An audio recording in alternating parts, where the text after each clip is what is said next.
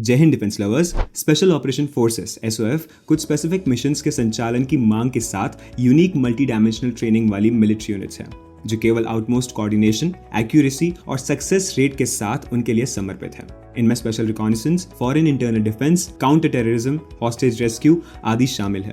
America, France, रूस, Israel, Germany, Britain आदि जैसे देशों में कुछ बेहतरीन स्पेशल ऑपरेशन यूनिट्स हैं और भारत भी ऐसा ही है। भारत के एसओएफ में भारतीय सेना के पैरा एसएफ, भारतीय नौसेना के मार्कोस और भारतीय वायुसेना की गरुड़ कमांडो फोर्स शामिल है, जबकि राष्ट्रीय सुरक्षा गार्ड और रॉ के विशेष समूह बल इंडियन होम मिनिस्ट्री के आदेश पर काम करते हैं, न कि सेना के आदेश पर। लेकिन क्या भारतीय एसओएफ दुनिया की बेस्ट मिलिट्री पावर्स के बराबर है? आइए देखते हैं। एक स्पेशल ऑप्स सैनिक एक रेगुलर सैनिक से आगे निकलने के लिए बाध्य है और रिक्वायरमेंट्स एक्सट्रीमली कॉम्पिटिटिव है। स्पेशल फोर्सेस का एवरेज आईक्यू इन्फेंट्री यूनिट्स के किसी भी अन्य हिस्से की तुलना में अधिक होता है और उनकी शारीरिक फिटनेस एवरेज सैनिकों से कहीं अधिक होती है। अमेरिकी सेना ग्रीन बेरेट्स, अमेरिकी नौसेना सील्स और यूके की एसएएस सैनिकों द्वारा प्राप्त सबसे कठोर प्रशिक्षण के मामले में सर्वोच्च नामों में से एक है, जबकि रूस के स्पेत्सनाज़, फ्रांस के नेशनल जेंडरमेरी इंटरवेंशन ग्रुप और इजराइल के सायरेट मटकल भी शामिल है। लेकिन इन प्रतिष्ठित नामों में भारत की स्पेशल ऑप्स यूनिट भी शामिल है। गरुड़ और एनएसजी को कुछ बहुत ही कठिन प्रशिक्षण प्राप्त होता है, जिसमें मार्कोस का विशेष उल्लेख है, जिसके बारे में कहा जाता है कि उसे दुनिया के सर्वश्रेष्ठ एसओएफ में से एक बनने के लिए सबसे कठिन परिस्थितियों में सबसे कठिन प्रशिक्षण प्राप्त होता है। Survival techniques, high intensity runs, हाथों हाथ मुकाबला करने की तकनीकें, टालमटोल करने वाले युद्ध अभ्यास, हथियार कौशल और निशानेबाजी, हताहतों की निकासी और युद्ध प्राथमिक चिकित्सा गरुड़ के कुछ महत्वपूर्ण कार्य हैं। प्रत्यक्ष कार्रवाई क्षमता, शत्रु क्षेत्र में घुसपैठ, शत्रु हवाई अड्डों को हवाई यातायात नियंत्रण प्रदान करना, दुश्मन की हवाई सुरक्षा का दमन,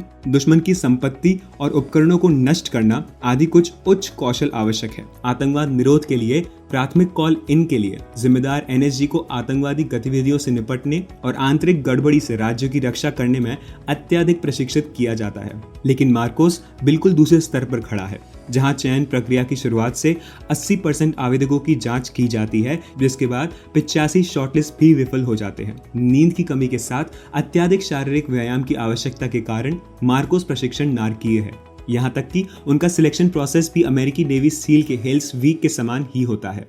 उन्हें पानी के भीतर मिशन, दुश्मन क्षेत्र सिमुलेशंस में हवा से गिराए जाने वाले युद्धों तक बहुआयामी रूप से प्रशिक्षित किया जाता है। वे नियमित रूप से झेलम नदी और वुलर्ड झील के माध्यम से जम्मू और कश्मीर में विशेष समुद्री अभियान चलाते हैं और क्षेत्र में उग्रवाद विरोधी अभियान चलाते हैं। सभी स्पेशल ऑप यूनिट्स के लिए यह हाई इंटेंसिटी वाले प्रशिक्षण भारी मात्रा में बजट लेते हैं और अमेरिका, फ्रांस, ब्रिटेन आदि जैसे विकसित देशों के विपरीत भारत अभी भी विकासशील देशों की श्रेणी में आता है। और ये मानना उचित है कि इन यूनिट्स के मॉडर्नाइजेशन में होने वाला खर्च अमेरिका जितना बड़ा नहीं है, लेकिन कुछ ऐसे कारक हैं जिनकी वजह से भारतीय विशेष अभियान बल उनकी तुलना में अलग खड़े हैं।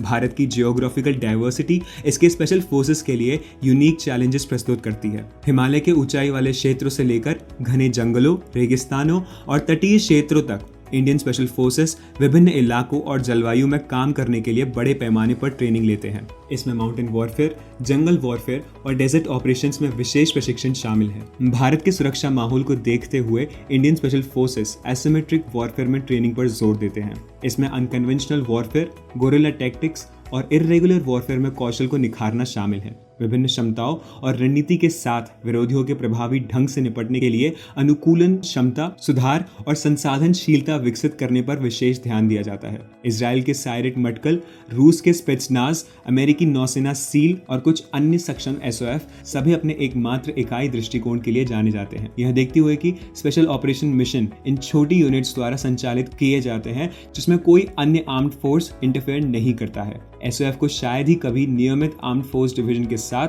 बहुत सक्रिय पाया जाता है, लेकिन इंडियन स्पेशल फोर्सेस का प्रशिक्षण पारंपरिक बलों के साथ सहज एकीकरण पर केंद्रित होता है, ताकि अपने गुप्त मिशन प्रोफाइल के अलावा वे युद्ध में जरूरत पड़ने पर नियमित भारतीय सशस्त्र बलों की भी मदद कर सके। यह जॉइंट मिलिट्री ऑपरेशंस के दौरान इफेक्टिव कोऑर्डिनेशन सुनिश्चित करता है और इंटर ऑपरेटेबिलिटी को बढ़ाता है। लगभग नियमित सीमा पार से गोलीबारी और पाकिस्तान और चीन के साथ संघर्ष के कारण संभावित वॉर सिनेरियोस के संदर्भ में भारत की स्थिति हमेशा चिंताजनक रही है। चीन के साथ पर्वतीय क्षेत्रों में इंटर मिलिट्री कॉन्फ्लिक्ट्स जो अक्सर खबरों में रहती हैं और पाकिस्तान की ओर से बार बार सीमा पार से होने वाले सीज फायर वायलेशंस और अंधाधुंध आतंकवादी गतिविधियों तक, इन स्थितियों ने भारतीय सैनिकों और स्पेशल ऑपरेशन यूनिट्स को और अधिक युद्ध के लिए तैयार किया है। भारतीय एसओएफ दुनिया के सर्वश्रेष्ठ विशेष बलों की श्रेणी में आते हैं।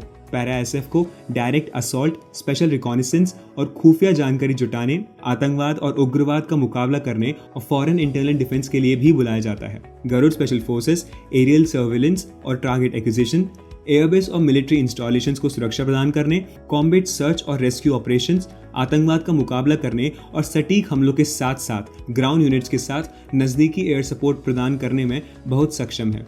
एनएसजी को counter terrorism, bomb disposal missions, hostage rescue और मैरीटाइम काउंटर टेररिज्म, हवाई संचालन और वीआईपी प्रोटेक्शन का काम सौंपा गया है। एनएसजी का उपयोग मुख्य रूप से बड़े पैमाने पर वीआईपी और वीवीआईपी, विशेषकर Z+ कैटेगरी के लोगों की सुरक्षा के लिए किया जाता है। कुछ को स्पेशल प्रोटेक्शन ग्रुप में भी शामिल किया जाता है, जिन्हें भारत और विदेश दोनों जगह हर समय प्रधानमंत्री की सुरक्षा करने का काम सौंपा जाता है। मरीन कमांडोज मार्कोस समुद्री युद्ध, पानी के भीतर संचालन और मैरीटाइम काउंटर टेररिज्म ऑपरेशंस में महारत प्राप्त करते हैं, इसीलिए यह नाम दिया गया है। साथ ही यह एम्फीबियस असॉल्ट, मैरीटाइम सर्वेलेंस, समुद्र में घुसपैठ और काउंटर इंसर्जेंसी का मुकाबला करने में भी सक्षम है। स्पेशल ऑपरेशन फोर्सेस द्वारा इस्तेमाल किए गए हथियारों की क्षमता और मारक क्षमता के संदर्भ में अन्य देशों के एसओएफ के साथ भारत के विशेष अभियान बलों की रैंकिंग करना थोड़ा व्यापक विषय है और इस इकाई में समग्र रूप से भारत एक तरह की मिडिल लिस्ट रैंकिंग में है। भारतीय एसओएफ के भंडार में विभिन्न प्रकार की असॉल्ट राइफलें हैं जो विभिन्न अन्य इंटरनेशनल स्पेशल ऑपरेशन फोर्सेस द्वारा अपनाई जाती हैं। पूर्व से हमारे पास प्रसिद्ध AK-103 है जो रूस के स्पित्सनास और अल्फा समूह, उनकी काउंटर टेररिज्म यूनिट्स, पोलैंड की ग्रोम, सर्बिया की जेंडरमेरी आदि के लिए यह प्राथमिक हथियारों में से एक है, जबकि गरुड़ भी इसे अपने मुख्य हथियारों में से एक बनाने के लिए इसका प्रशिक्षण कर रहा है। पश्चिम में हमारे पास मार्कोस और गरुड़ के लिए मानक हथियारों में से एक के रूप में कोल्ट M4 है, वही हथियार जिसका उपयोग अन्य बड़े नामों जैसे US green berets, navy seals, delta force, UK SAS, GIGN द्वारा भी किया जाता है। Indian special forces sniper rifle के क्षेत्र में पीछे रह जाते हैं क्योंकि हमारी स्पेशल फोर्सेस के पास मध्यम लंबी दूरी के मारक क्षमता का विशाल क्षेत्र रक्षण नहीं है। एसएफ स्नाइपर्स घुसपैठ करने वाले सैनिकों को आगे की सहायता और कवर फायर से कवर करने का महत्वपूर्ण कार्य करते हैं। भारतीय एसओएफ के पास आधुनिक ऑलराउंड अच्छा प्रदर्शन करने वाली नियमित मार्क्समैन राइफल DMR नहीं है। सोवियत काल के ड्रैगुनोव SVD और HK PSG-1 इस भूमिका में प्राथमिक राइफल रहे हैं जिनका DMR और स्नाइपर दोनों भूमिका के लिए बड़े पैमाने पर उपयोग किया जाता है। रूस भी DMR भूमिकाओं के लिए पुरानी राइफल के मैदान में उतरता है, लेकिन वह US SOCOM SCAR-20, US M110, HK417 और HK-G28 आदि पर भारी पड़ेंगे, जिनका उपयोग वेस्टर्न काउंटरपार्ट्स द्वारा किया जाता है। Rifle attachment, helmet mounted optics, ballistic armour, rifle optics इत्यादि जैसे अत्याधिक आधुनिक उपकरणों के मामलों में US स्पेशल ऑपरेशन यूनिट्स शीर्ष स्थान लेती है, क्योंकि green berets, delta force, navy seals और SOCOM को उच्चतम क्षमता प्राप्त होती है। भारतीय स्पेशल ऑपरेशन यूनिट्स के राइफल अटैचमेंट में कुछ अत्याधुनिक नाम हैं जिनमें मैकपुल, ट्रिजिकॉन, एम पॉइंट, ईओटेक, एलकान आदि शामिल हैं, लेकिन फिर भी समग्र पैकेज में ये कम है। सभी सशस्त्र बल डिवीजनों में भारत की शीर्ष पायदान रैंकिंग है और इंटरनेशनल फ्रेंडली टाइज ने भारत की स्पेशल फोर्सेस यूनिट को कुछ हद तक सम्मानित संबंध दिया है और वे पूरे वर्ष कई इंटरनेशनल एक्सरसाइज से गुजरते हैं। उनमें से कुछ इस प्रकार है: एक्सरसाइज रेड फ्लैग US के साथ, डेजर्ट ईगल UAE के साथ, सूर्य किरण नेपाल के साथ, गरुड़ शक्ति इंडोनेशिया के साथ, शक्ति फ्रांस के साथ, और ये लिस्ट आगे बढ़ती ही जाएगी। इन अंतर्राष्ट्रीय स्तर पर कोऑपरेटिव ड्रिल्स और एक्सरसाइज ने भारतीय एसओएफ को सभी प्रकार के मैदानों और इलाकों में उच्च स्तर की इंटरऑपरेटिबिलिटी, सम्मान और मिशन की तैयारियों के साथ तैयार किया है। भारतीय स्पेशल ऑपरेशन यूनिट्स का युद्ध इतिहास चुनौतीपूर्ण और उच्च जोखिम वाले वातावरण में उनकी दक्षता और प्रभावशीलता को दर्शाता है। 2008 में 26/11 मुंबई हमले के दौरान भारतीय स्पेशल ऑपरेशन यूनिट्स, विशेष रूप से एनएसजी और मार्कोस ने असाधारण कौशल और बहादुरी का प्रदर्शन किया था। उन्होंने आतंकवादियों को मार गिराने, बंधक को छुड़ाने और प्रमुख स्थानों को सुरक्षित करने के लिए सटीक ऑपरेशन चलाए। उनके कार्यों ने जटिल और समन्वित आतंकवादी हमलों का तेजी से और प्रभावी ढंग से जवाब देने की उनकी की क्षमता का प्रदर्शन किया। भारतीय स्पेशल फोर्सेस यूनिट्स ने इंटरनेशनल पीस कीपिंग मिशंस में भी भाग लिया है। अपनी वर्सिटैलिटी और डिफरेंट ऑपरेशनल एनवायरनमेंट्स के अनुकूल ढलने की क्षमता का प्रदर्शन किया है। उन्होंने सोमालिया, मोजाम्बिक, सूडान और कॉन्गो जैसे देशों में संयुक्त राष्ट्र के शांति प्रयासों में योगदान दिया है, जहां उन्होंने स्थिरता और सुरक्षा बनाए रखने में महत्वपूर्ण भूमिका निभाई है। तो आज के हमारे इस वीडियो में इतना ही। पसंद आया तो लाइक और शेयर जरूर करें और चैनल को सब्सक्राइब करना ना भूलें। धन्यवाद।